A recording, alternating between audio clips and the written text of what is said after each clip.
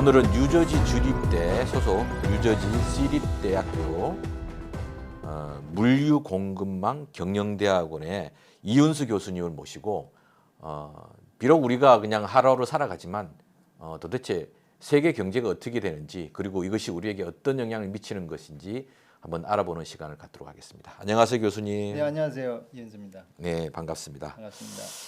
예, 제가 오늘 이 자리에 교수님을 모신 것은 이 전공이 물류공급망 경영대학에서 가르치다 보니까 아무래도 물가 동향 그리고 전 세계에 지금 진행되고 있는 어떤 네. 생산에 관련된 것들에서 가장 잘 아실 거라고 생각하고 이 흐름들을 전체의 흐름을 보면서 하루하루 살아가고 있는 우리가 도대체 어떻게 내일을 보면서 살아야 될 것인가라는 고민을 하기 위해서 모셨습니다. 먼저 이 지금 전반적인 물가 동향이 어떻습니까? 전 세계적으로. 지금 뭐 다 아시다시피 코로나 팬데믹 이후로 전 세계 공급망에 문제가 좀 있다고 다들 알고 계시잖아요. 네. 그 영향과 그다음에 각 나라에서 그 경제 활성화를 위해서 통화량을 풀다 보니까 지금 물가가 전반적으로 다 오른 상황이죠. 이거 지금 글로벌 이슈고요. 미국만의 이슈가 아니라. 네. 네, 그래서 각 나라들이 노력하고 있는데 이건 글로벌하게 같이 노력해야 되는 일이 아닌가 생각됩니다. 네. 그러면 사실 이제 우리가 이 금융 대란이었다고 이야기하는 2007년도와 지금이 어떤 면이 다르고 어떤 면이 같습니까? 그래프나 데이터 상으로 분석되는 내용을 보면 그때는 어떻게 보면 상황은 좀 비슷하다고 볼 수도 있는데 다른 것은 그때는 공급망 문제는 없었고요. 금융 네. 위기라고 할 수 있었죠. 근데 이번에는 물가 상승이 양적 통화뿐만이 아니라 공급망이 무너졌다라는 거에 이유가 있습니다. 그 얘기는 그 공급망이라고 하면 익숙하지 않은 단어일 수도 있겠는데요. 지금 우리가 물건을 생산해서 소비자한테 가는 데까지 그리고 그 물건을 생산하기 위해서 원재료를 공급하는 저희 이제 물류에서는 상물류라고 하는데 상물류와 소비자 부분의 하물류까지를 모두 관리하는 부분은 공급망 관리라고 하거든요. 근데 이게 원재료를 공급하는 부분에서부터 문제가 생기기 시작한 거죠. 그러다 보니까 전체적으로 봐야 되는 문제가 아닌가 생각됩니다. 네. 그러면 사실 이제 이 원자재 공급망에 문제가 생긴 것은 아무래도 팬데믹으로 인해서 생긴 것이 더 많을 건데 그러면 이 전 세계적으로 이런 그 팬데믹으로 이 물류 공급이 이제 막대한 지장을 초래하고 있다고 하면 그나마 좀 선방을 하고 있는 이런 나라들이 있다면 어디가 좀 선방을 하고 있나요? 그 부분은 이제 생산을 하고 있던 나라들이라고 볼 수 있겠는데요. 특히 그 중국은 좀 미리 대처했고요. 네. 그다음에 그 베트남이나 인도네시아 쪽도 생산에 많이 주력하고 있어서 하고 있었는데 아마 팬데믹 대응이 좀 늦지 않았나 싶습니다. 그리고 대만이나 싱가포르 그리고 한국을 예를 들 수 있는데요. 한국은 초기부터 오픈 데모크라틱 소사이어티 팔리스를 가지고 공급망을 서로 오픈해서 같이 대응해야 된다라는 정책을 펴고 있었죠. 그래서 이러한 나라들이 좋은 사례로 볼 수가 있을 것 같습니다. 네, 그러니까 한국 같은 경우는 지난 팬데믹 기간 동안에 소위 말하는 락다운이나 이런 것들 하지 않고 어떻게 하든지 코로나하고 각계 전투를 벌이면서 이 생산 시설들을 유지하고 생산 인력들이 생산에 참여할 수 있도록 제대로 된 정책을 폈다는 거죠. 네, 그리고 각 다른 나라들과도 유대 관계를 계속 유지하고 서로 공급망을 유지하는 상태였었죠. 네, 사실 팬데믹 기간 동안에 뭐 어떤 나라로부터 들어오는 사람들을 이제 막겠다고 하면서 또 감정적으로 사이도 나빠지고 뭐 그런 것들을 지난 우리가 1년 반 동안 경험을 했는데 오히려 한국은 그런 상황에 오히려 락다운을 시키지 않고 외부로부터 들어오는 사람들도 막지 않고 네. 물론 여러 단계를 거쳐서 들어오게끔은 했지만 원천 봉쇄는 하지 않았다는 거죠. 네, 그렇죠. 그런데 이제 많은 나라들은 이제 원천 봉쇄를 하면서 물류의 이동뿐만 아니고 사람의 이동까지 막다 보니까 스스로 이제 동맥경화 현상을 네. 만들어내는 걸 만들지 않았나. 네네. 맞습니다. 예. 자, 이런 상황에서 그러면 이게 교수님 생각으로 언제쯤 돼야지 이런 문제들이 해결이 될 수 있다고 생각을 하십니까? 그 공급망과 지금 그 물가하고의 관계에 있어서는 여러 가지 요인이 있겠지만 특히 중요한 부분은 원재료가, 네. 그다음에 교통 문제. 왜냐하면 교통은 그 물류의 각 거점을 연결해 주는 수단이거든요. 네. 그다음에 교통에 들어가는 생산에 들어가는 에너지, 그다음에 투입되는 인력, 그 인건비 문제, 이런 모든 요소가 복합적으로 일어났는데 지금 팬데믹으로 인해서 그 고용 문제가 좀 얼어붙었었잖아요. 네. 그래서 서로 고용을 하려고 하다 보니까 임금이 상승되는 효과가 있고요. 그다음에 원재료 생산이나 원재료 공급에서도 문제가 있었고요. 근데 갑자기 팬데믹 이후에 소비가 증가됐어요. 네. 그거는 이제 전자상거래의 영향인데 쇼핑몰 가는 것보다 빠르고 더 자주 하게 되거든요. 그러니까 오히려 소비가 늘었다는 현상 때문에 공급이 딸렸죠. 공급을 하기 위해서는 인프라스트럭처가 돼 있어야 되는데 그렇죠. 인프라스트럭처 문제가 이제 글로벌하게 다가왔습니다. 특히 미국에서는 항구들을 확장해서 대형 선박이 제조되고 있는 것을 수용할 수 있어야 되는데 그러한 인프라가 안 돼 있었거든요. 그러면 그 지금 선박이 제조되고 있는데 아마 이것도 2, 3년은 걸리지 않을까. 예, 그런 생각이 듭니다. 그리고 특히 미국에서는 이번에 인프라스트럭처 비리 통과돼서 인프라스트럭처에 투자가 된다 하더라도 이 과정이 최소한 몇 년은 걸릴 거라고 보고 있는 것입니다. 네, 그러니까 이런 지금 그 물류 대란이 일어나고 있는 게 하루아침에 해결되지 않고 근본적으로 미국을 비롯한 여러 나라들의 인프라스트럭처들이 부실하다. 네. 그러다 보니까 사람들이 팬데믹 기간 동안에 직접 어떤 그 소매점을 찾아서 물건을 사진 않더라도 온라인을 통해서 구매하면서 구매력이 더 늘어났음에도 불구하고 그거를 채워지지 못하고 그래서 계속 병목 현상이 네, 일어나고 맞습니다. 있는 것이죠. 네.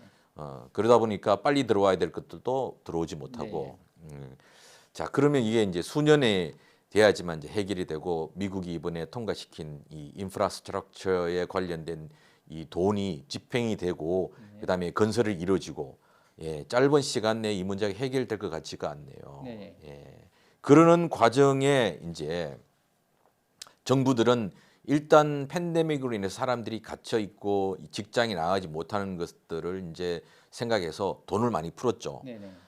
이제 국민들에게 돈을 풀어서 당장 먹고 살게끔 이렇게 이제 하는 정책을 폈는데 그런데 이 돈을 풀었는데 이 미국의 상황을 보면 이 돈들이 과연 어디로 갔는가? 진짜 경제에 이바지를 했는가?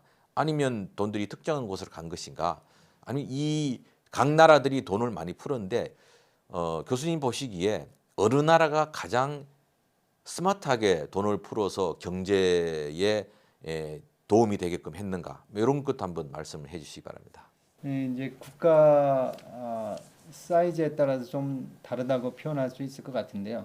그 한국이나 대만이나 싱가포르 예를 들겠습니다. 그러면 그 대만이나 한국이나 화폐를 푸는데 지역적으로 쓸 수 있게 했던 나라들이 제일 좋은 사례가 아닐까 생각됩니다. 왜냐하면 그 화폐를 푸는 이유는 통화 정책을 쓴 이유는 그 경제를 활성화시키려고 했던 이유잖아요. 그렇죠. 근데 이 경제 활성이라는 것은 생산하고 소비하고 유통하는 과정을 원활하게 해야 되는 건데 이것이 다른 데로 쓰였다 그러면 이거는 원했던 목적과는 좀 다르지 않을까 생각됩니다. 그 다른 곳에 쓰였다라는 것은 예를 들어서 부동산 투자나 그 생각지 않은 예금이나 주식 투자나 그다음에 그 요새 코인에 투자 많이 하는데 이런 쪽으로 갔다라면 그 경제 활성화 하는데 조금 다른 목적으로 쓰인 거라고 볼 수 있지 않나 싶습니다. 그래서 한국의 예를 들면 그 돈을 풀면서 지역 화폐를 풀었는데 그 지역에서 경제 활성화된 거는 아주 좋은 사례가 아닌가 생각됩니다.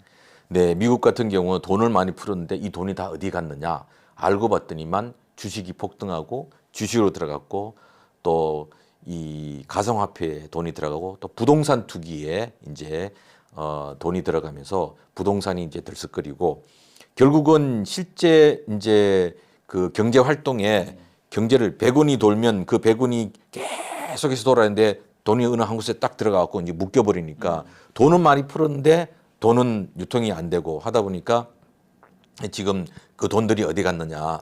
그러니까 이제 물가는 상승을 하는데 이제 그 화폐 통화량들을 제대로 잡지 못하고 그런 문제들이 전형적으로 미국에서 일어나고 있는 거예요.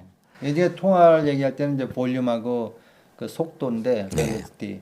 그러니까 통화량 풀린 만큼 빨리 속도가 들면 트랜잭션이 많이 일어나잖아요. 그렇죠. 예. 근데 이제 말씀하신 것처럼 그 돈이 다른 곳에서 돌고 있으면 원했던 곳이 아니면 생각했던 방향과는 좀 다르게 돌 수 있는 거죠. 네, 이런 시기에 이제 그 미국의 상황을 보면 그 미국의 주위의 국가 뭐 위쪽의 캐나다를 제외하고 이제 중남미로 내려가면서 팬데믹으로 이 나라들의 국가 이 기능들이 상당히 많이 타격을 입었고 또 그러지 않아도 경제적으로 되게 어려운 상황이었는데 이 나라들의 경제 문제로 인해서 최근 계속 이제 이 국경선으로 난민들이 이제 몰려오고 미국은 그 난민들이 이제 들어오지 못하게 해야 되고 그러면 그 난민들이 또 막상 미국 안에 들어오면 노동시장에서도 경쟁을 해야 되고 이런 문제들이 이제 발생을 하는데 지금의 문제는 한 나라만의 문제가 아니라 국제적인 공조가 함께 이루어지면서 해야 되고 또 미국 내에 대한 투자만이 아니라 중남미나 이쪽에 대한 그야말로 이 스마트한 투자들도 함께 이루어져야만 이 근본 문제가 해결이 되겠네요. 그 부분은 이제 좀 국제 정치와 이제 관계가 있을 텐데요. 이게 지금 이 글로벌 팬데믹을 특정 나라들만 부자 나라들만 백신을 이용해서 경제 활성화하고 그 사회를 이전과 같이 안전화 시킨다고 하면 아마 이전과 같은 글로벌 경제를 구축하기는 힘들 거라고 봅니다. 당연히. 네. 그래서 많은 국가나 WHO도 얘기하듯이 이 모든 나라가 같이 백신을 공유해서 같이 살아야지만 이 글로벌한 경제를 살릴 수 있고 우리 모두 같이 건강하고 행복한 삶을 누릴 수 있지 않을까 생각됩니다. 그렇죠. 어차피 뭐 이 지구촌화되어 있는 세계에서 이 한 나라만의 경제가 아니고 그 경제가 국경을 넘어서 다른 나라하고도 원활히 이 경제 활동들이 이제 연계가 되고 그러면서 다른 나라들 좀 먹고 살아야만 이런 난민의 문제라든지 또 그로 인해서 그 난민들이 어느 한 나라에 들어와고 또 문제를 발생하는 일이 생기지 않을 것 같다 이런 건데 사실 이런 문제는 팬데믹 이전에도 기후 변화로 인해서 발생해왔던 문제인데 팬데믹으로 인해서 더 심각한 양상으로 이제 생겨나고 있는 거네요. 많은 그 매체들에서 물가지수와 같이 얘기하지 않는 부분들인데 두 가지가 있거든요. 네. 하나는 그 글로벌 클라이밋 체인지. 그 글로벌 클라이밋 체인지를 컨트롤하기 위해서는 결국 그 탄소 연료 소비를 줄여야 되는데 그러면 소비를 줄여야 되잖아요. 네. 근데 소비를 줄이자는 얘기는 아무도 안 하고 있거든요. 왜냐하면 경제랑 밀접한 관계가 있기 때문에. 그래서 저희가 말씀드리고 싶은 것은 스마트한 소비를 하자. 그런 말씀을 드리고 싶습니다. 네. 앞서 이야기하신 대로 이제 경제를 운영하는 사람들이 시중에 먹고 살 돈이 없으니까 돈을 풀자라는 것으로 이제 한 나라의 경제를 운영하다 보니까 그 돈들이 빠져드는 어떤 이 블랙홀 같은 곳이 이제 생겨나면서 들어간 돈들이 경제 활성화에 이제 도움이 안 됐는데 뭐 아까 이야기했다시피 한국 같은 경우는 아주 스마트하게 그 돈에 언제까지 써야 되고 또 그게 특정 지역에서만 써야 되고 하다 보니까 이제 그 돈을 저축을 한다든지 또 그 돈을 가지고 또 뭐 어떤 그 주식이나 이런 부분으로 과잉으로 이제 투자되고 이런 것들을 어느 정도 좀 막지 않았는가 이런 이야기를 하셨는데 만약에 미국에서도 그런 지역화폐라는 개념으로 했다 그러면 미국 사회의 정치인들이 이런 부분들에 대한 어떤 이해가 있었을 것 같습니까? 지나간 일이지만. 한두 번 미디어에 나왔던 적이 있거든요. 네. 그 시골 지역인데 시골 지역에서 그 시골 지역만의 화폐를 만들어서 통용했던 사례가 있었는데 네. 그때 아주 재밌는 사례로 미디어에서 얘기했던 적이 있는 것 같습니다. 근데 그를 연방 정부 차원에서 하기는 좀 쉽지 않았을 거라는 생각이 듭니다.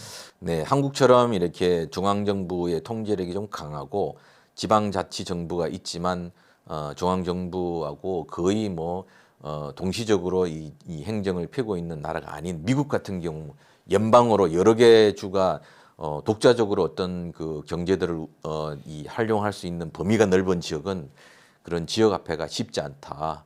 물론 이 지역화폐라는 것은 사실 어제 오늘의 이야기가 아니고 예전에도 나왔던 네.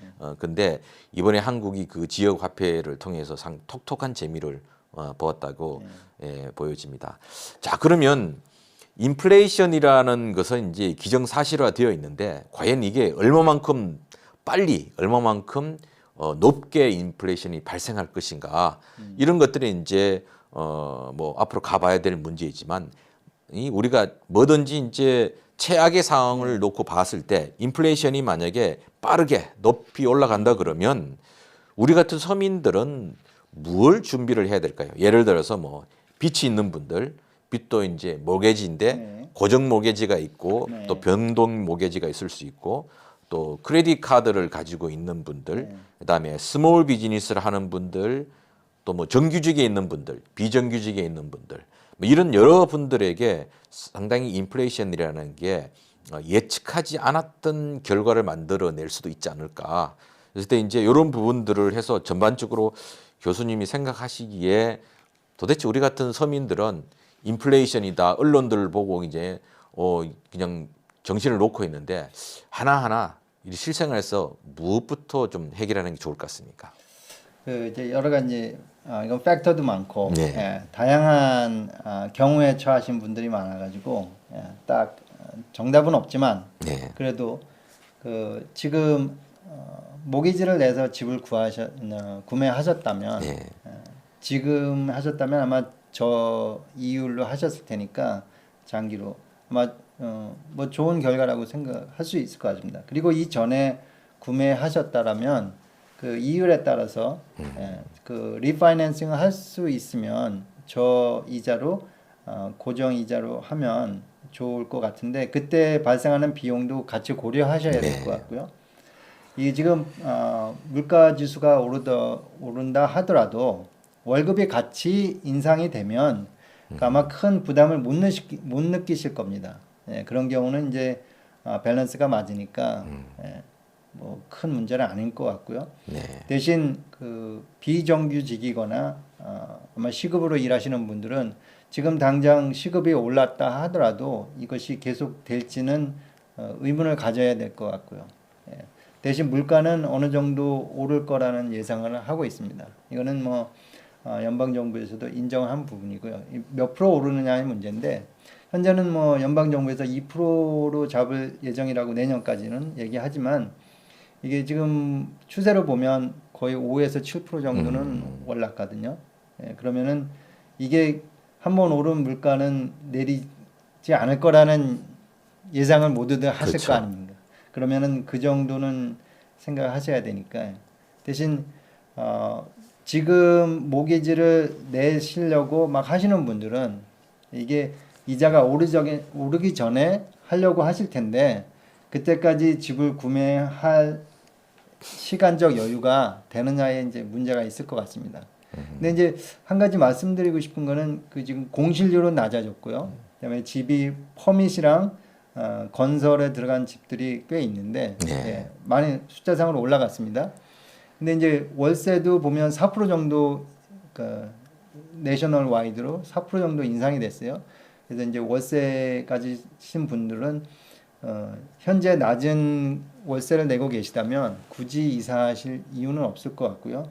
근데 굳이 이사하셔야 된다면 그 비용이랑 이런 거 잘 고려하셔야 될 것 같습니다. 네, 예를 들어서 뭐 라인 오브 크레딧을 쓰고 있는 스몰 비즈니스 같은 경우도 이중 삼중고를 받을 수 있다고 보거든요. 네네. 이제 월급은 또 올라가야 돼요. 왜냐하면 지금 인력을 구하기가 힘드니까 네네. 월급을 많이 줘도 구하기가 힘든 상황에 네. 이 라인 오브 크레딧에 있는 어떤 이자율은 또 올라가고 이중 삼중고로 특히 스몰 비즈니스가 제일 어려울 것 같네요. 예. 그리고 또 정규직보다는 비정규직에 있는 분들이 상당히 좀 사는 것이 팍팍해지지 않을까 이제 이런 생각입니다. 자, 그런데 이제 물가가 인상되면 분명히 정부가 그걸 막고자 노력을 할 거 아닙니까? 네네. 가장 손쉬운 방법이 이제 이자율을 올리면서 네네. 통화량들을 이제 거둬들이려고 네. 노력을 할 텐데, 자, 그러면 이런 그 이자율이 올라가게 될 경우 이제 지금에 있는 이 팬데믹으로 온 이 경제 문제를 해결하는데 얼마나 시간이 걸릴 것 같습니까? 뭐 제가 경제학자는 아니지만 그 통화량으로 보고 통화 속도로 볼 때 통화량이 굉장히 많이 풀렸거든요. 네. 시중에. 근데 지금 물가가 오르고 잡는다 하더라도 이 통화량이 예전 수치로 줄어들 거라고는 볼 수 없을 것 같습니다. 예, 그렇다면 우리가 물가 인상은 기정사실일 것이라는 전제하에 저희의 구매라든가 그다음에 모기지라든가 이런 걸 하셔야 되지 않을까 생각됩니다. 예, 사실은 이제 물가 인상을 해야 된다는 이야기가 미국에서 이제 제일 이제 많이 나오고 또 기축 통화로서 달러가 또 전 세계 경제의 기본이기 때문에 달러에 대한 미국 정부의 어떤 그 이자율을 높인다고 한다면 전 세계가 또 이자율을 다 높여야 될 거 아닙니까? 네. 아마 그런 현상이 일어날 것 같습니다. 한국은 네. 벌써 한국은 벌써 조치를 이제 취했다고 예, 하니까. 조치를 취했는데 그러면 한국이 자신감이 있어서 조치를 취한 겁니까? 아니면 미국 달러가 인상될 거라는 것에서 겁을 먹고 취한 겁니까? 뭐 겁을 먹었다기보다는 좀 보수적으로 네. 미리 대처한 게 아닌가 싶습니다. 근데 다른 나라들은 이거 물가 인상에 대해서 꿈도 못 꾸잖아요. 지금 대부분 나라들은 이제 현상을 보고 쫓아가는 경우가 대부분일 건데요. 네. 한국은 좀 자신 있지 않나 생각이 듭니다. 예. 이제 많은 부분 이제 이야기를 했는데 사실은 이 경제와 정치는 밀접한 관계가 있고 네. 또 국민 정서들과 또 어떤 그 분위기도 있고 또 경제 운영을 이끌어가는 그 정부의 주체들의 네. 어떤 경제에 대한 철학적 관점들에 따라서 경제가 이렇게 가고 저렇게 갈 텐데 예를 들어서 이제 그 남미 중에 특히 이제 브라질 같은 경우 네. 룰라 대통령이 있을 때 진짜 브라질이 G8에까지 들어가면서 상당히 이제 브라질이 올라갔는데 네. 그게 지금 경제적인 부흥에도 불구하고 정치적 혼란으로 인해 갖고 하루아침에 지금 브라질이 그냥 거의 붕괴되다시피 했는데 네. 이런 현상들이 미국이나 아니면 유럽이나 예를 들면 지금 경제적 선방과 팬데믹 선방을 잘했던 한국 같은 곳에서 만약에 정치적 변동이 온다 그러면 이런 나라들도 브라질처럼 그렇게 하루아침에 될 가능성들이 있을까요?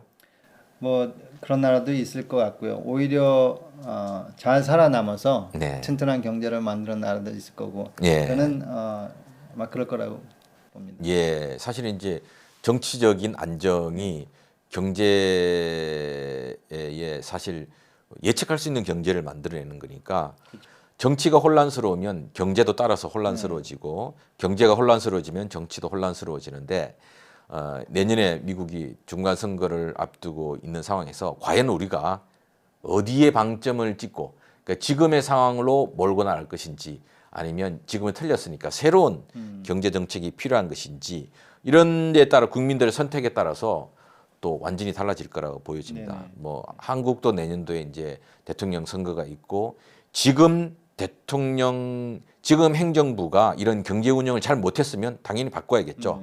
근데 이제 뭐 경제를 운영하다 보면 특정 어떤 부분은 잘할 수 있고 어떤 부분 못할 수 그렇죠. 있지만 예. 전반적으로 그 경제를 제대로 관리했다 그러면 그것은 이제 계속 진행되는 것이 좀 필요하고 네. 그러지 못해 도저히 못 살게 다 갈아보자 이런 정도이면 뭐 갈아야 될 거라고 생각을 합니다. 자, 끝으로 2008년도에도 우리가 이런 금융 위기를 통해서 미국이 휘청했죠. 네네. 휘청하면서 사실 그때 뭐 집을 잃은 사람, 직장을 잃은 사람들 그야말로 뭐 아비규환이었습니다. 네네. 그때 5조 원이 넘는 달러를 투자해가서 대부분이 이제 대기업들에게 투자했죠. 정부가. 그런데 대기업들은 사실 그거로 해서 어떤 생산 시설의 획기적인 변화를 만드는 것이 아니라 오히려 휴지조각이 된 자기들의 주식들을 사 모아갖고 그 주식이 정상화되면서 또 주식을 통해서 오히려 이윤을 받았고 또 제 기억으로는 그러면서 자기들이 어떤 그 서로 이제 비즈니스를 잘했다고 뭐 나눠 갖는 이런 일까지 발생을 했는데 이번에는 좀 다르게 이제 정부가 돈을 네. 풀었죠. 그래서 그때의 대처 방법과 지금은 이제 좀 다르지만 그렇지만 그때 우리가 대처했던 것과 일반 시민으로서 또 돈이 있는 사람들로서 돈이 없는 사람 두 부류에서 이번에는 어떤 방식으로 좀 대처하는 게 좋을까 한번 미리 아직 뭐 경제 위기가 온 것은 아니지만 우리는 늘 이제 최악의 상황을 봤을 때 인플레이션이 발생해서 최악의 상황으로 엄청나게 빠른 속도로 인플레이가 일어나고 또 엄청나게 높은 폭으로 인플레이션이 일어났을 경우 투자를 하고 싶어 여전히 이제 돈을 많이 벌고 싶어서 네. 투자를 하고 싶은 분하고 돈이 없어서 하루하루 살아가는 서민들 입장 두 개를 놓고 봤을 때 어떻게 대처하는 게 좋을지 이건 순전히 이제 교수님 개인 네네. 입장에 대해서 네. 이제 여쭤보는 겁니다. 아마 마지막으로 두세 가지 정도를 제가 제안하고 싶은데요. 첫 번째는 이제 위기 관리라고 볼 수 있죠. 이제 보통 이제 기업에서만 위기 관리라고 생각하는데 네. 개인 자산에 있어서도 위기 관리를 해야 되거든요. 네. 그리고 이 위기 관리는 자산 관리, 그다음에 현금이 없을 때는 지금 정부에서 지원하는 것 그리고 공동체에서 지원하는 것들을 잘 관리해서 내 자산으로 만들 수 있는가 이것도 이제 위기 관리라고 볼 수가 있을 것 같습니다. 근데 이제 이 과정에서 중요한 게 저는 사람이라고 봅니다. 모든 것은 공동체에서 일어나는 거기 때문에 네. 결국 사람과 사람의 관계거든요. 네. 이럴 때 제가 좋은 예로 들 수 있는 거는 지금 한인 커뮤니티에서 유튜브를 통해서 정부에서 어떤 지원금이 나오고 그다음에 이머전치 상황에서는 어떤 그 대출 방법들이 있는지 그리고 자영업자분들은 어떻게 하면 쫓겨나지 않을 수 있는지 이런 것들에 대한 정보 공유를 유튜브로 해주시고 계시잖아요. 네네. 이건 아주 좋은 사례라고 봅니다. 그래서 공동체에서 정보를 공유하는 방법이 아주 좋은 거라고 보고요. 결국은 환경 아까 말씀드렸다시피 환경 문제와 관련해 가지고 저희가 이제 스마트한 소비를 하는 방법을 찾아야 된다고 생각합니다. 네. 이게 대체자를 찾는 방법 그리고 공급망을 공동체를 통해서 스마트한 공급망을 찾는 방법. 이제는 기업과 기업의 싸움이 아니라 공급망과 공급망의 싸움이거든요. 그래서 이 공급망이 무너지면 다른 공급망한테 자리를 내주게 되고 예전에는 이제 프라이스를 통해서 오더 위너라고 하는데 이제 이것이 아니라 끈끈한 공급망이 이제 오더 위너가 되는 상황이니까 이제 똑똑한 소비와 공동체 그리고 위기 관리를 잘하자 이렇게 정리를 해보고 싶습니다. 예. 똑똑한 소비. 똑똑한 소비 어떻게 생각하십니까? 뭐 제가 교수님이 이야기하시는 똑똑한 소비를 나름대로 풀어보면 필요 없는 거 사지 말고 꼭 필요한 거 사고 해서 뭐 재정적으로 이 본인들이 재정 관리들을 잘하는 것들이 필요하다 이런 말씀이고 또 중요한 것은 지난 팬데믹 기간 내에 우리 한인 커뮤니티가 서로 어려운 동포들을 돕기 위해서 팔을 긋고 이제 나서서 활동했던 것들이 좋은 예가 되지 않을까. 그래서 앞으로 닥쳐오는 어쩌면 심각하게 닥쳐올 수 있는 이 인플레이션으로 인한 이 우리의 위기 상황들을 공동체의 끈끈한 협력 정신으로 해결을 해 나가자. 교수님 말씀은 그렇게 정리하면 될 것 같습니다. 자, 어떻게 생각하셨습니까? 물론 긴 시간 동안에 어려운 경제 내용들을 들어보셨지만 내용은 간단합니다. 저기 멀리 보이는 것이 파도인지 쓰나미인지 우리가 잘 봐야 될 것 같습니다. 쓰나미이면 미리미리, 파도이면 어느 정도 멀리서 보시면 될 것 같습니다. 미리미리 쓰나미는 대피를 해야 되는데 멀리 오는 것이 파도인지 쓰나미인지 일반적인 우리들은 잘 알 수가 없습니다. 그래서 오늘 우리 이현수 교수님과 함께 도대체 세계의 경제 흐름들이 어떻게 되고 또 앞으로 얼마 만에 이런 공급 문제에서 해결이 될 것인가. 그러나 이게 단시간에 해결이 되지 않는다는 것에 대해서는 모두 다 인식을 하셨을 거라고 봅니다. 그러면 앞으로 우리가 어떻게 해야 될 것인가. 우리 커뮤니티가 작지만 서로 아껴주고 끈끈하게 협동정신으로 공동체의 힘으로 이 문제를 풀어나가야 되지 않을까. 이런 생각이 듭니다. 지금까지 오늘의 미국 김동찬이었습니다.